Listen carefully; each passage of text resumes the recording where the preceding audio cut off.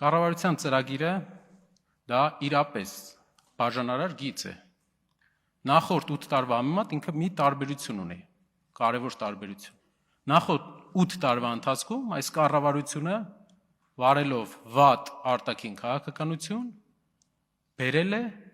1, 2, 3 պատերազմ։ Եռա պատերազմի կուսակցություն եք դուք։ Բայց այս կառավարության ծրագիրը ես ուրիշ ձև եմ տեսնում։ Եթե պատերազմները նախորդ թշնամիների հետ էին, այս կառավարությունը 3 պառակտման մասին է։ Պառակտումներից մեկը ամենատարօրինակ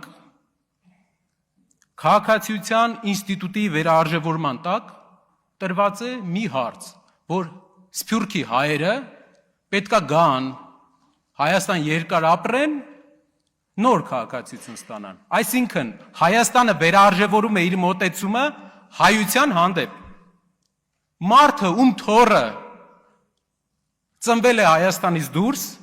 ով երազում է, որ այս դրոշի տակ, այս զինանշանի տակ քաղաքացիություն ստանա իր թոռը, հնարավորություն չի ունենալու։ Կապը կտրվում է, ստեղծվում է մեկ պառակտում Հայաստանի և աշխարհասփյուռ հայության միջև։ Կառավարության ծրագրի թիվ 1 պառակտումն է։ Թիվ 2 պառակտումը կրոնական առումով 3 մենք ականատես եղանք այդ պառակտման սերմերը։ Հայ եկեղեցու, այն եկեղեցու, որին հետևում հավատում են մեր բնակչության 97%-ը, հետևորդների միջև պառակտում վեհափառի և ինչ որ մտածածին օրակարգի միջև, պառակտում հավատացյալների միջև։ Սա երկրորդ պառակտումն է։ Երրորդ պառակտումը մեր ու մեր անցյալի միջև, մեր հանրապետության, մեր 1000-ամյա դադարից հետո վերաստեղծված հանրապետության անկախության հռչակագրի ծննդականի հիմքի միջև պառակտումն է։ Ինչ էր անկախությունը, ինչու ենք մենք ուրախացել այդ անկախությունից, ինչ ուժերից ենք անկախացել, ում տակ ենք հայ ժողովուրդը մաքարել 1000 տարի, խաների տակ, գենսեկների տակ, այո, շահերի տակ,